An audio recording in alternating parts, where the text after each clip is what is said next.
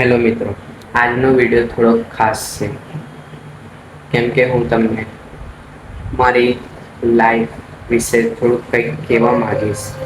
હા, હું કોણ છું, મેં ક્યાંથી છું અને મેં યુટ્યુબ શરૂ કેમ કર્યું.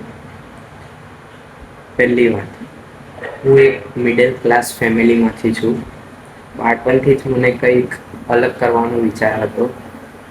લોકોને હસાડવું અને કંઈક ક્રિએટિવિટી કરવું એ મારામાં કંઈક આવડત મને જેવું લાગેલું એટલે મેં કરતો હતો.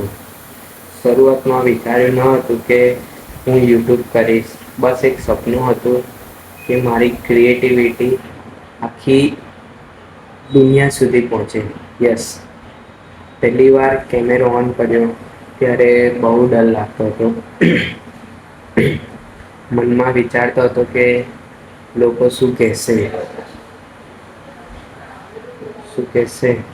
કે સપોર્ટ કરશે, પણ ધીમે ધીમે સમજ્યા કે દિલથી કરો તો ઓડિયન્સ આપોઆપ આવી જાય છે, જોડાઈ જાય છે. સફર આસાન નથી હોતી. ક્યારેક ઓછા વ્યૂઝ આવ્યા છે, તો ક્યારેક ઓછા વિડીયો વાયરલ પણ નથી થયા. પણ દર વખતે કંઈક શીખવાની મેં ચાહત રાખતો હતો. યસ, લોકો કહેતા હતા કે આ બધું ટાઈમપાસ છે, પણ મને વિશ્વાસ હતો કે એક દિવસ આ જ રીતે મારી ઓળખ બનશે. મારા માટે યુટ્યુબ ફક્ત ક્રિએટિવિટીનું નથી.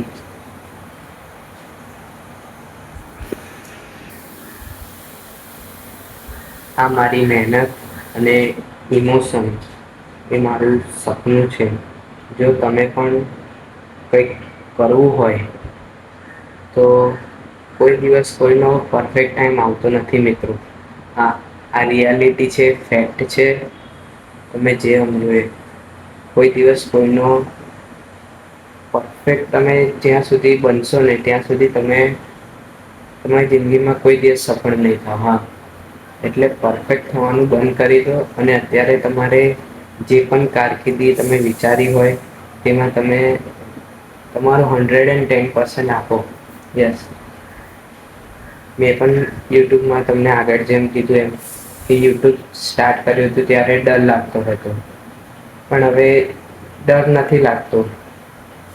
કે 10 લોકોની સામે પણ બ્લોગિંગ કરી શકું છું. હા, કેમ કે હવે એ ડર તમને 5-6 દિવસ, પણ તમે જ્યાં સુધી અંદરથી એ ડર નહીં કાઢો ને ત્યાં સુધી એ ડર નહીં નીકળે. તો મિત્રો, આ હતી મારી એક નાનકડી સ્ટોરી. હા, હજી તો સફર શરૂ જ થઈ છે.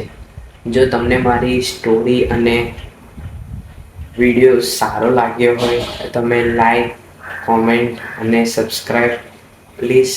તમારા સપોર્ટની મને ખૂબ જરૂર છે. પ્લીઝ મને લાઈક, શેર, કોમેન્ટ કરજો. અને આ વિડીયો તમને શું કહેવાય કે મેસેજ આપ્યો છે, મેં તમને એક મેસેજ આપ્યો છે મારી સ્ટોરી રિલેટેડ. તમને કેવો મેસેજ લાગે છે પ્લીઝ એક કોમેન્ટ કરજો કે વિડીયો કેવો છે. Okay, thank you.